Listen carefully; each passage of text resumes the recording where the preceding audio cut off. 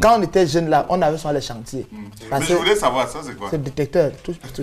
On avait sur les chantiers. C'est un détecteur en bois ça? C'est en bois comment? Non mais je suis là. C'est une... Vous pouvez tromper les spectateurs. Non, c'est une méthode. Il faut vous recycler. C'était que nous, quand on allait dans les chantiers pour faire les petits jobs, donc comme on n'avait pas la force physique à l'époque, porter les seaux de ciment et tout le reste là, c'était pas évident. Donc ma technique c'était quand on arrive à 7 h, je raconte des histoires, les gens se marrent jusqu'à midi. On ne se rend pas compte que je ne travaille pas. Donc les gens travaillent, je raconte, ils rient. Et vous êtes rusé, vous êtes rusé. Je suis rusé. C'est pour ça que votre tonne qui ne sonne jamais. Ça sonne comment? Ça n'a même pas les pieds. Allô? C'est constaté ici. L'usage de ce matériel. L'usage de ce matériel, hein, en tout cas, les techniques d'utilisation de ce matériel sont uniquement maîtrisées par le commandant de la brigade anti-stress, qui est d'ailleurs une chose extraordinaire, puisque on n'en a pas. Dans l'ordre normal des choses, il n'y a pas de brigade anti-stress. En tout cas, il a créé sa brigade, il en est devenu le commandant et bientôt général d'ailleurs. Allez, on va maintenant, Karel, passer à autre chose d'important également sur ce plateau. C'est pour ça qu'on va recevoir Tingwa Ousmane, où il est journaliste des technologies de l'information et de la communication plus précisément. Bonjour. Oui, bonjour monsieur Sono. Bonjour, bienvenue sur ce plateau. Alors, on va commencer par quel élément ce matin avec le concours de la réalisation, naturellement. Allons-y. On y va, voilà. Bonjour. Une commence ce matin par TICMA, le portail web d'actualité sur les TIC et télécommunications en Afrique centrale. TICMA constate que le jeune Camerounais Arthur Zang, créateur de la tablette médicale Cardiopad, vend plus son invention au Gabon. L'on y apprend que 43 kits de Cardiopad ont été vendus et 50% de ces ventes réalisées au Gabon. Sa société Imon Medical avait indiqué que 300 kits de Cardiopad étaient disponibles en vente. TICMA titre le Gabon, principal client de Cardiopad du Camerounais Arthur Zang. En politique, Cameroun Infonet indique que la révision constitutionnelle est annoncée pour le mois de mai prochain. Le site web d'information rapporte les propos du journal Émergence. Une source de ce journal affirme en effet que des dispositions ont été prises pour que la révision de la Constitution se passe au mois de mai prochain. Cette source indique que, sauf changement de dernière minute, la révision interviendra au cours d'une session extraordinaire que convoquera le président Paul Biya. Atanganakuna n'est pas actionnaire de la Camerounaise des eaux. Kamerbi rapporte le démenti du ministre de l'Énergie et de l'eau à la suite des rumeurs qui circulaient depuis peu sur les réseaux sociaux. Aucun Camerounais et encore moins un membre du gouvernement n'est ni de près ni de loin associé à la Camerounaise des eaux, indique le ministre dans un communiqué rapporté par Kamerbi. Son titre est d'ailleurs fort évocateur. Atanganakuna tord le cou à la délation. En économie, Kamer Post rapporte que la société égyptienne Main Development Company s'est proposée de vendre 100 autobus de transport interurbain au Cameroun en prélude aux Coupes d'Afrique des Nations qu'organise le Cameroun en 2016 et en 2019.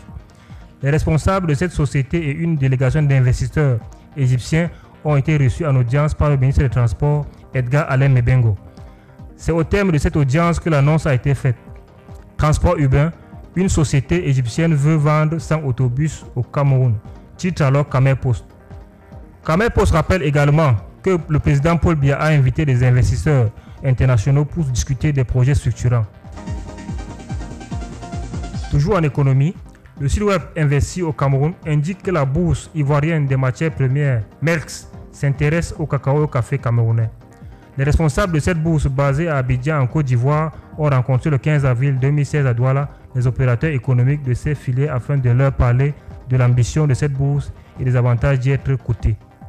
Le site rapporte les propos du président de cette bourse qui explique que MERX a décidé en 2016 de coter toutes les matières premières à l'export, notamment le cacao et le café. D'où la tournée entreprise au Cameroun. Il fera la même tournée au Ghana. Son objectif étant de créer un indice vendeur sur le contrat cacao qui deviendra une référence. En biodiversité, Camer News constate que des dizaines de chasseurs armés ont pénétré un parc national du Cameroun et ont massacré plus de 600 éléphants avant de récupérer leur défense. Camer News indique que personne n'est parvenu à arrêter les braconniers et fait le triste constat selon lequel 4 éléphants sont massacrés toutes les heures. Des informations à confirmer tout de même. En culture, le groupe Ismaël annonce pour le 16 juillet 2016 un grand concert au Palais des Congrès de Yaoundé. Un autre concert est également prévu à Douala, mais le groupe qui a accordé un entretien au site d'information culture Eben indique que la date du concert de Douala n'est pas encore confirmée. Le groupe remercie également Dieu qui a permis qu'ils restent unis depuis plus de 10 ans et qu'ils investissent dans la musique. En donnant tout à la musique, elle vous le rend toujours bien. Titre culture Eben. News du Camer rapporte la détermination du général Pierre Semengue à organiser les élections à la tête de la Ligue de football professionnel du Cameroun. Après avoir obtenu gain de cause auprès de la Chambre de conciliation et d'arbitrage, News du Camer écrit que Pierre Semengue a participé à la session extraordinaire du conseil d'administration de la Ligue qui s'est tenue le 15 avril dernier et qui a décidé de la tenue de l'élection à la présidence de la Ligue le 28 juillet 2016. Terminons cette revue de la presse cybernétique par TICMAR, qui indique que l'attachement excessif à son smartphone connecté peut être contre-productif. Le site spécialisé en information sur les TIC et télécommunications en Afrique centrale relève qu'une étude montre que la réponse systématique aux SMS des réseaux sociaux, la consultation de son téléphone au moindre bip et les nombreuses autres attitudes de cyberaddiction sont des réflexes qui engendrent une perte de l'attention, une perte de la concentration et par conséquent une baisse de la productivité au travail. Au revoir et à la prochaine. Ne soyez pas trop dépendant de votre smartphone.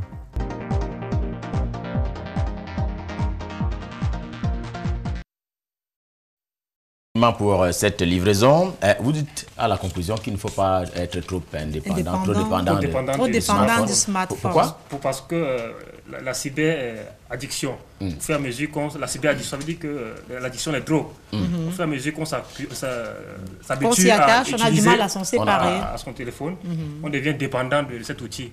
Et c'est très dangereux. Donc ça peut affecter notre travail au bureau également. Mais à mon col, est-ce que en disant ça, on ne dit pas une chose et son contraire, on demande de consommer davantage TIC et on demande d'être modéré. Non, je partage entièrement cette vision-là pour la simple raison que nous, malheureusement, on fait une très mauvaise utilisation de nos smartphones.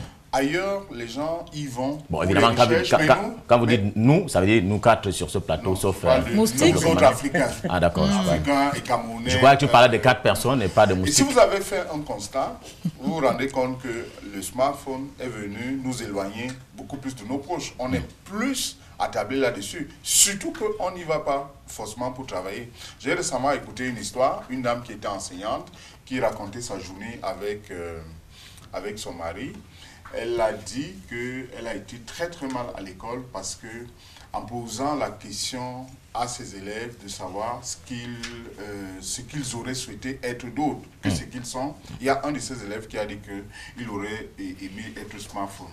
Alors l'enseignante a voulu savoir pourquoi il aurait voulu être smartphone. Il a dit que chaque fois qu'il est à la maison, les parents sont toujours sur le téléphone. Dès que ça sonne, le parent court sur le téléphone, si bien qu'il est toujours à l'abandon. Et quand l'enseignante lui a demandé, mais pourquoi tu aurais voulu être smartphone, il a dit, j'aurais été au contact permanent avec mon papa, avec mes parents. Et quand le mari a demandé à la femme, mais de quel élève s'agissait-il? Et la maman lui a répondu, c'est notre fils. Il faut imaginer dans quel état de désarroi il était. Pour dire, effectivement, consommons le web, mais avec modération. D'accord. Bon, évidemment, nous quatre, parce que mais c'est pas le cas du commissaire, il est tout le temps sur son smartphone. C'est pour ça qu'on a dit que tu ne fais pas partie des smartphones. C'est pour ça qu'on dit que tu ne fais pas partie des... Depuis qu'on a commencé cette émission, vous me cherchez, monsieur Sonny. Non, ça, c'est vous. C'est vous qui avez dit, Jean Midjo, ça veut dire chercher les problèmes. Voilà. Jean Midjo. Le temps. Non, vous êtes de connivence. Non, connivence, comment? Il est là-bas, moi je suis ici, il travaille à Canal. Vous mélangez. Je ne peux pas vous mélanger parce que nous n'avons pas les mêmes objectifs. Mais alors, mais il y a quand même un problème général. Non, commandant. Peut-être, commandant. Peut-être que vous ne le savez pas.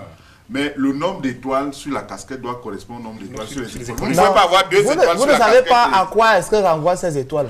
Non, ça renvoie à quoi? Ce sont des panneaux solaires, monsieur, qui sont installés dans le but de conformer ce chapeau-ci en fonction des brigadiers qui le mettent. Non, parce que la conformité entre les épaulettes et monsieur, on dit souvent en pygmée, c'est-à-dire, en français? En français? Et cela signifie quoi en français? C'est-à-dire que le souhait, c'est ici. Merci à vous. Allez, on va finalement remercier Tingwa Ousmanou et on prend rendez-vous pour mercredi. D'ailleurs, tous les mercredis, hein, il y aura... Mardi, jeudi et vendredi. D'accord. Mardi, jeudi et vendredi. D'accord. Donc, le mardi et jeudi, ça sera prémonté. Tout à fait. Le vendredi, ça sera en live. Pour essayer en live. Hein. Merci pour cet instant de nouveautés sur les technologies de l'information et de la communication. Ce n'est plus NTIC comme à l'époque. Désormais, c'est TIC parce que technologie de l'information et de la communication. Clin d'œil à ceci. Et on retrouve Jackson Bozo derrière pour un jour, un événement. Voici le clin d'œil.